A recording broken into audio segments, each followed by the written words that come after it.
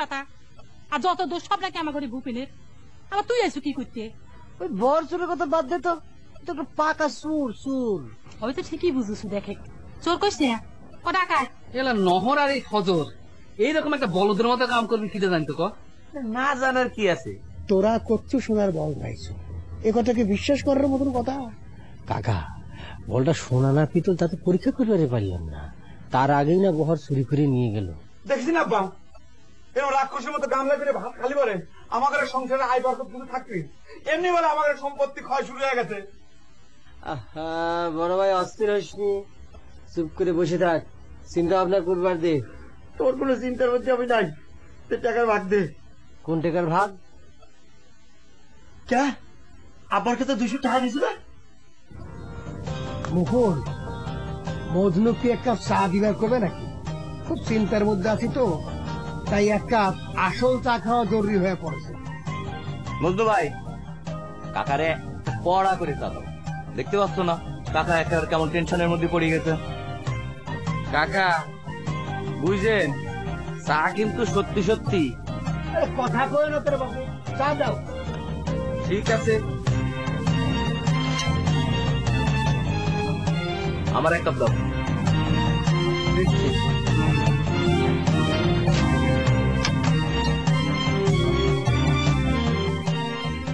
জয় জগানন্দন বাটি বাটি বন্ধন পয়সা নাইকা করবো কি?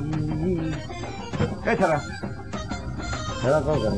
আচ্ছা ঠিক আছে গুল্লা, তুই কবে যাবো? কই যাবো? কই যাবি সেটা তো আমি জানি না, আমাদের বাড়ি ফেরে তুই কবে যাবি সেটা কথা। মামু বাড়ি কবে আমু, কবে জামু, এটা তোর দেখা না? হ্যাঁ কয়া লাগবে, আমার তো হিসেব আছে। আমার বাপের বরাতের দিন তুই কতদিন ধরে ধ্বংস করবি সেটা কবি না? তোর মাথায় আসলে কোনো গিলু নেই। এবার কারো বরাতের জিনিস কেউ খাইতে পারে? ওর ডিম মামুর বরাতেই আছে, ও আমার বরাতে লেহা। আর জোর করিয়ে খাইলে তো আমার পেট খারাপ হইতে, ওর তো হজম হয়ে গেছে।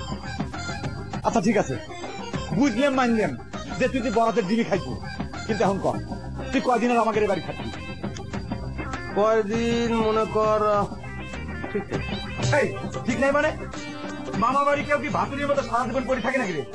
সেইটা আমি চিন্তা করতে আছি, মনে কর যদি ভালো লাগিয়ে যায় তাই জীবনটা এখানে কাটাই দিলে কি হয়। সেক্ষেত্রে মনে কর তোকে যে ঘর আছে হাত আর দখল করা যাবে না। মনে কর এই কথা, একটা ঘর তুললাম, আমার উড়ান থাকে ওই পাশে, এই দিকটা পেছনে বড় গাছটা কাটি হলাই একটা লেফটিন দিলাম, বাস। এই ঘর তুললাম ল্যাফটিন তুললাম মানে কি রে? এই তোর মতলবটা কি রে? না না, মতলব আইনের মধ্যে আছে, বেআইনি কিছু না। মায়ের যে অংশ হয়ে গেছে হ্যাঁ তো কোনো শুরু হয় না। মায়ের মরণের কালে মরে কইয়ে গেছিল, বুঝো না বাপের বাড়ির সম্পত্তি একটা মায়া আছে না। এই ছাড়া তুই কার সম্পত্তির ভাগ দিবি রাইছু রে? আমার আব্বার সম্পত্তি। বিড়ি বিড়ি ডিম আর ভাত খায় তো জিভে বাইরে গেছে, তাই না? তোর জিভে যদি আমি চাইনি না ফিরিছি খারাপ, তোর আমি খেদাটির ব্যবস্থা করতেছি। আব্বা আব্বা মশলা নাই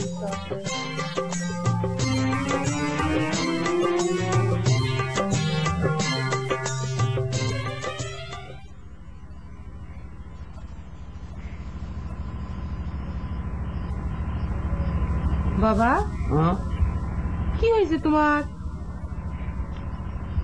শরীরটা কি খারাপ লাগছে?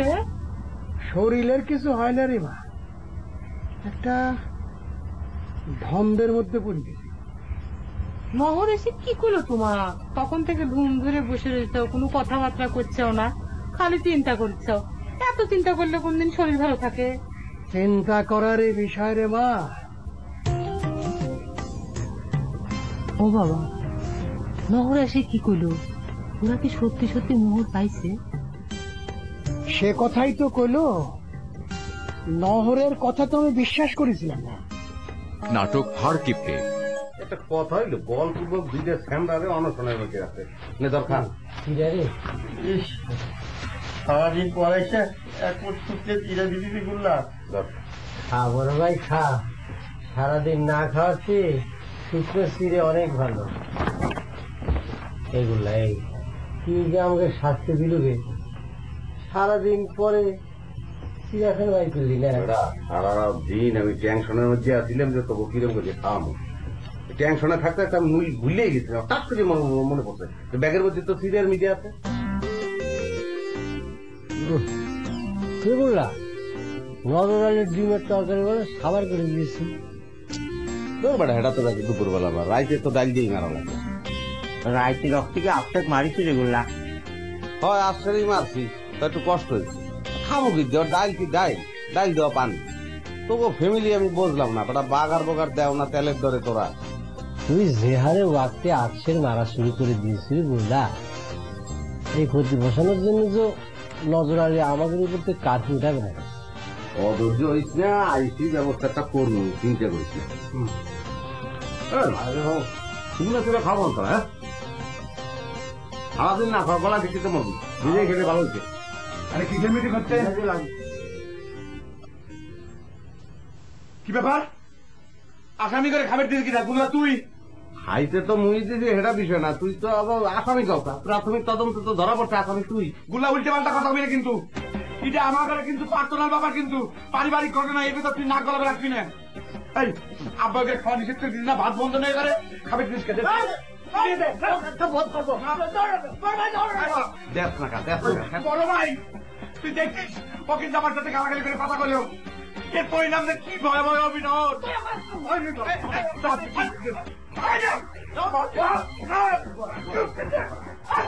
গুল্লা গুল্লা তুই কিন্তু সাক্ষী থাকবি। দুই ভাই মিলে আমার সাথে কি আচরণ করলো? মুই চাইলেও তো বাঁচাইতে পারবো না।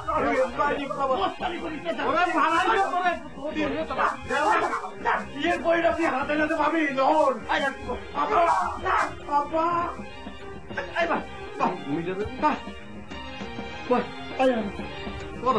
কথা কও, কানের উপর দুই জন রক্ত মেরে দিয়ে যাবে না, বুঝো না?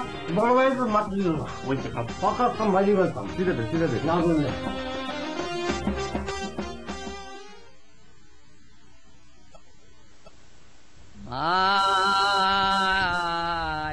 আমার সাধনা মিটিল, আশা না পুরিল, সকলে ফুরায় যায় মা।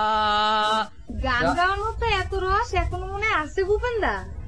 রস তো সবসময় থাকে রে, কিন্তু রসটা মিষ্টি না তিতে, সেইটা হচ্ছে কথা। বুঝলাম, তোমার মনের মধ্যে তিতে রস জাগিয়েছে। নতুন করে আর কি রস জাগবি রে রেশমা? বুদ্ধি পড়ার পর থেকেই তো এই তিতে রসের মধ্যেই টইটুম বুড়ে আছে। বাড়িতে কি ফিরবে পারছিলে ভূপেনদা? মাথা খারাপ, কি যা পায় হয়েছে নরকে যাবে। নরকে মানে? তুমি কি এতই পাপী মানুষ ভূপেনদা? পুণ্যে দিয়ে তার নরক ঠেকতেছে না রে রেশমা। ভারতন দত্ত আমাকে কইছে না যে বধ করবি, তো তার মতো মানুষের হাতে বধ হলি সে যত বড় পুণ্যবান মানুষই হোক, নরকে যা তার ঠেকতেছে না। খাওয়া দাওয়া কি হয়েছে? হয়েছে, নকুলের বাড়িতে মুরগির মাংস দিয়ে।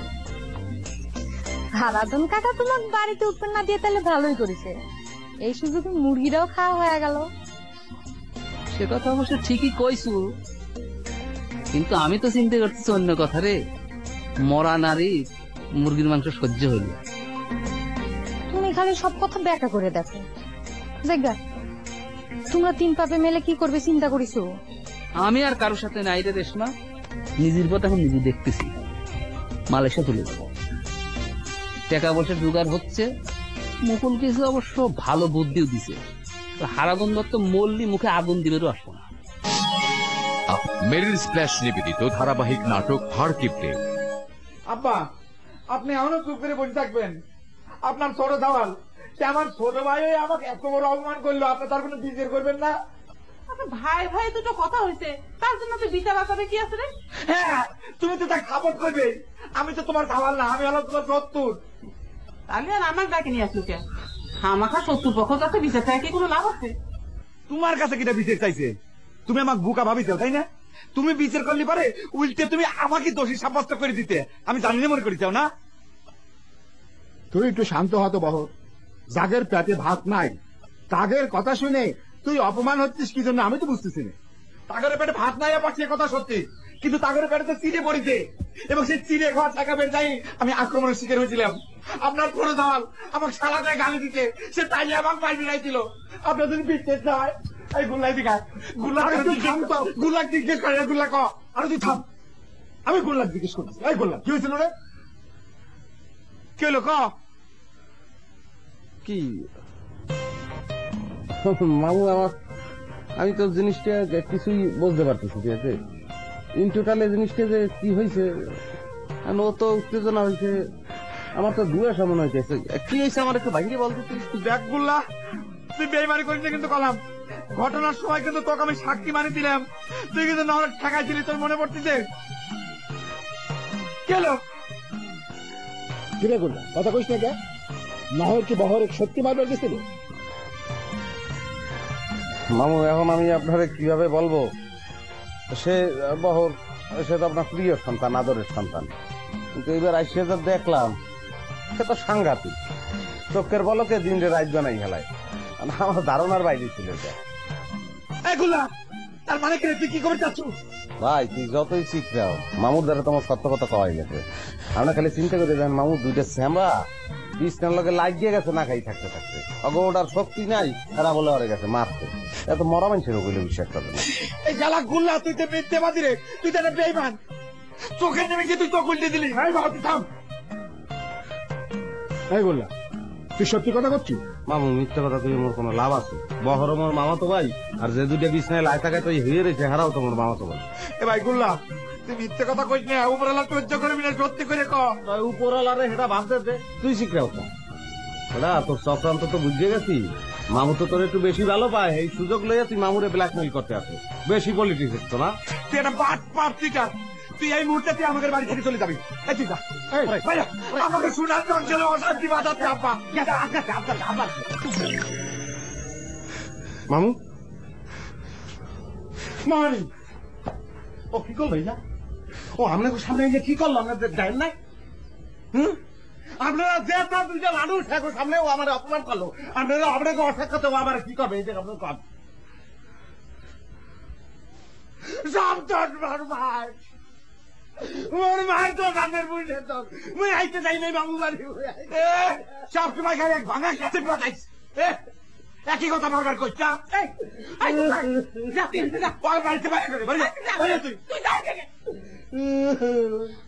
মরণের কালে ভাই কইছিল যে মনে দেখতে ইচ্ছে করলে তোর মামুরে যাই দেখতে লেগে আই। ওই আই তো খালি আমনের লেগে আর মামানের লেগে নাইলে এবারে আইতাম, কোনোদিন মামু বাড়ি আইতাম না। এই ধরনের অপমান করতে পারো ব্যথা ব্যথা হাতে ব্যথা ভাবি ব্যথা।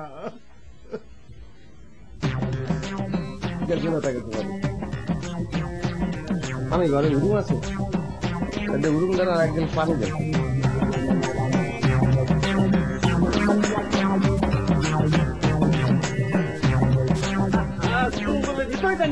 ভয় পাচ্ছ? আমি কি তোমাকে বধ করবে নিয়ে যাচ্ছি নাকি? ঘটনাটা কি? কি জন্য এই পর্যন্ত টেনে নিয়ে আসলেন? কোন গোপন কথা? ওরে ভাই তোমার ভালোর জন্যেই ফাঁকে ডাকে আনলাম। দাও, দিয়ে দাও, ওরা টাকাটা দিয়ে দাও। কিসের টাকা দেবো?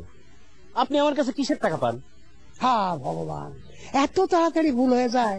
তোমার গরুর কাঁধের পোকা খসানোর ওষুধের দাম। আমি তো আপনাকে কইছি দাদা, আমি গরুর চিকিৎসা করাইছি পশু ডাক্তার দিয়ে, টাকা দিয়ে ওষুধ ইনজেকশন খরচ করে তবে গরুটা ভালো হয়েছে। আপনাকে আমি কোনো টাকা দিতে পারবো?